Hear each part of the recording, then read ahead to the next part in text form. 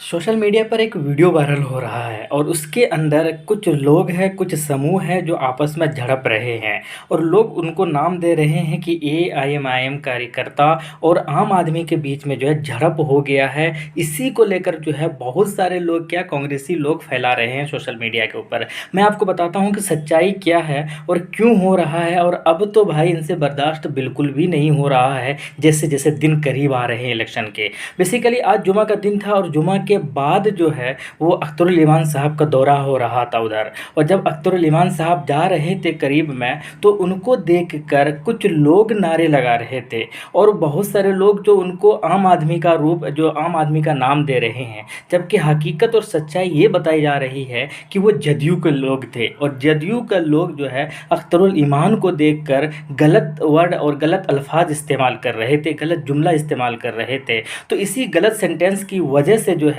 MIM के कार्यकर्ता कहाँ पीछे रहने वाले हैं। इनके सदर साहब ने तो इनको यही सिखाया है कि छेड़ोगे अगर हमको तो छोड़ेंगे नहीं हम। ये इनको इनको बस यही आता है कि अगर आप हमें छेड़ोगे तो फिर हम आपको छोड़ेंगे नहीं। इसी के बीच में लेकर बस कहाँ जो है बर्दाश्त करना था एमआईएम के कार्यकर्ताओं को, और इसी को लेकर झड़प हुआ है। तो यहाँ पर मामला जो है दो चीज़ें हैं। एक तो ये है कि झड़प जो है एमआईएम के कार्यकर्ता और जदयू के कार्यकर्ताओं के बीच में हुआ है, लेकिन इसको नाम क्या दे रहे हैं कांग्रेसी लोग और बाकी लोग जो एमआईएम से नफरत करते हैं, जो एमआईएम को नहीं पसंद करते हैं, वो क्या कह रहे हैं कि एमआईएम के कार्यकर्ता और आम आदमी के बीच में झड़प हुआ है। जबकि हकीकत वो नहीं है। हकीकत ये है कि एमआईएम के कार्यकर्ता और जदयू के कार्यकर्ताओं के बीच में हुआ है। यार इससे अब साफ पता चल रहा है, इससे ये भी पता चल रहा है कि एमआईएम के लिए जो है इन लोगों की नज़र में कितना खटक रही है, कितना ज़्यादा एमआईएम इनको परेशान कर रहा है। और ये लोग अब आपस में मिलने की तैयारी कर रहे हैं, यानी कि अब ये लोग आपस में जो है गांठ बांट कर लेंगे। जदयू वाले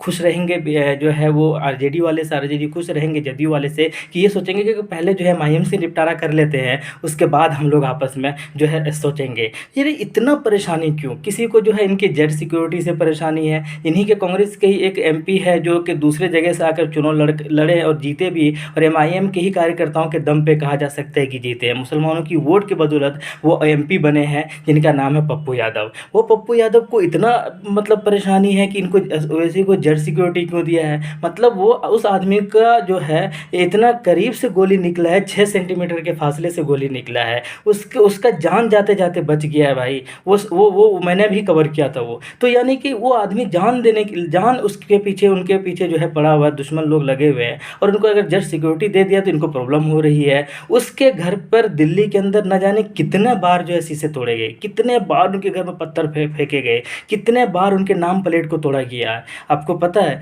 फिर भी वो साहब जो है नहीं ले रहे थे जेड सिक्योरिटी, लेकिन फाइनली इस बार लिया। उसके भी कई सारे रीज़न, और सरकार ने दिया। जब सरकार ने दिया तो प्रॉब्लम आपको क्यों हो रहा है? इन लोगों को ये प्रॉब्लम हो रहा है कि वो हैदराबाद से आकर चुनाव लड़ रहे हैं। इनको ये पता ही नहीं कि चुनाव नहीं लड़ रहे, चुनाव लड़वा रहे हैं। वो नहीं लड़ रहे, वो इलेक्शन में नहीं उतरे। बता दो इनको अंधों को कि वो इलेक्शन में नहीं उतरे हैं, ना ही उनकी फैमिली का कोई आदमी इलेक्शन में उतरा है, और ना ही किसी उनके रिश्तेदार जो है वो यहाँ किसी विधानसभा से चुनाव में उतरे हैं। वो आप ही के लोगों में से, वहाँ के जो लोकल लोग हैं, सीमांचल के जो लोकल लोग हैं, सीमांचल के जो बेटे हैं, बिहार के जो बेटे हैं, उनको इलेक्शन के अंदर उतारा है उन्होंने, और उनको सपोर्ट कर रहे हैं वो। उसके पीछे रीज़न भी है, क्योंकि इतने पीछे पहुँच गए थे पॉलिटिकली, इतने ज़्यादा इन लोगों में अवेयरनेस की कमी थी, और उसी को जो है दूर करने की कोशिश कर रहे हैं, और वो साफ नज़र आ रहा है। इसीलिए इनके पेट में अब दर्द हो रहा है, इसीलिए इनको खटक रहा है ये पार्टी। और सबसे ज़्यादा, इतना ज़्यादा परेशानी मैंने कभी नहीं देखा। मैंने पिछले बार 2020 के अंदर भी कवर किया, मैंने जो है महाराष्ट्र का भी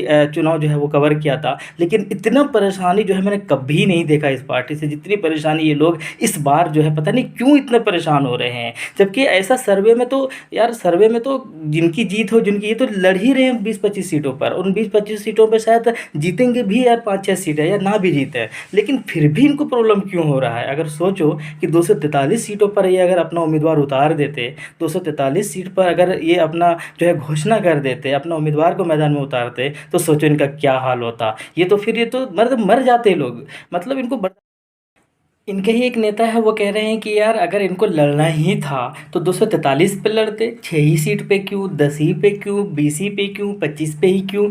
ये मतलब बेतुका टाइप का सवाल। इनके ही नेता, महागठबंधन के ही एक सपोर्टर से एक नेता है, वो यही कह रहे हैं कि इनको लड़ना है तो 243 पे क्यों, इनको सरकार ही बनाना चाहिए था ना।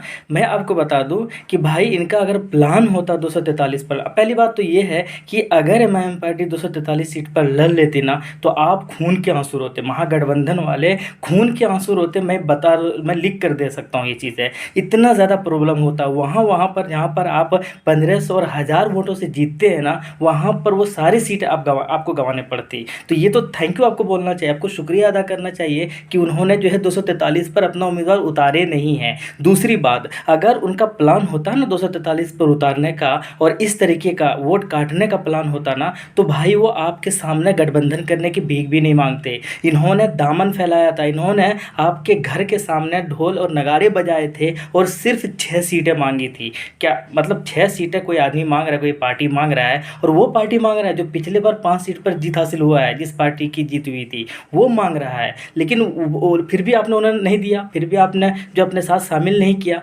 क्योंकि भाई उनको आप बढ़ावा देना ही नहीं चाहते, उनको आप ख़त्म करना चाहते हैं, यही रीज़न है मैन। और आप उनके ऊपर तंज कस रहे हैं कि 6 सीटों पर क्यों, 20 पर क्यों, 243 पर लड़ लेते ना तो आपकी नींद हराम हो जाती। आपको रात में सपनों में जो है सिर्फ एमआईएम के कार्यकर्ता और असदुद्दीन ओवैसी और उनके चाहने वाले ही नज़र आते। तो आपको थैंक यू बोलना चाहिए था ये चीज़ें। लेकिन इसके अलावा दूसरी जो चीज़ें ये है वो ये है कि इनके पेट में अब दर्द और बढ़ने लगा है, क्योंकि अब सारे जगहों से जो है इनके जो कार्यकर्ता है वो यहाँ पर पहुँच चुके हैं। महाराष्ट्र से बड़े बड़े दिग्गज नेता जो है वो पहुँच चुके हैं, इम्तियाज़ जलील, वारिस पठान सारे पहुँच चुके हैं, बिहार से पहुँच चुके हैं और जगहों से पहुँच चुके हैं। तो अब जो है ये और परेशान होने वाले हैं, अब जो है इनकी नींद और हराम होने वाली है, क्योंकि अब उनका काम यही है कि छोटे छोटे नुक्कड़ सभाएं करेंगे, छोटे छोटे जगहों पर जो है पहुँचेंगे, हर गाँव के हर एक लोगों से मिलेंगे, बड़े बूढ़ों छोटे जवाने औरतों सबसे मिलेंगे और सबको जो है एमआईएम के बारे में बताएंगे और उनको शामिल करवाने की कोशिश करेंगे और असदुद्दीन ओवैसी साहब के बारे में बताएंगे और उनके सामने बताएंगे और शरीयत के बारे में बताएंगे, सारी चीज़ें उजागर करेंगे। तो इससे और भी ज़्यादा प्रॉब्लम होने वाला है। तो कुल मिलाकर ये वाला जो इलेक्शन है ये बहुत डिफरेंट है पिछले वाले से, 2020 से बहुत अलग है। 2020 से ज़्यादा हाइप है इस बारे में एम पार्टी की। भले ही मैं पहले भी मैंने कहा कितने सीटों पर जीतेगी वो बात की बात है, क्या रुझान आएंगे वो बात की बात है, लेकिन फिलहाल जो है ज़बरदस्त हाइप बना हुआ है, बहुत चीज़ें हैं, पूरा मीडिया कवरेज कर रहे हैं, स्पेस मिल रहा है। सबसे अच्छी बात यह है कि इनको वैल्यू दिया जा रहा है और इनके कार्यकर्ताओं में जीतने के जो जुनून है वो साफ साफ नज़र आ रहे हैं आंखों के अंदर। बाकी क्या इलेक्शन का रिजल्ट आएगा वो बात की बात है, लेकिन फिलहाल जो विपक्षी दल है उनके पेट में दर्द जो है ज़बरदस्त हो रहा है, पेट खराब हो रहा है, पेट में जो है गुड़गुड़ाएँ चल रही है, उनको इलाज करा लेना चाहिए और अपने जो है अपनी मेहनत करना चाहिए अगर बेहतर और ज़्यादा सीट जो है वो लाना चाहते हैं।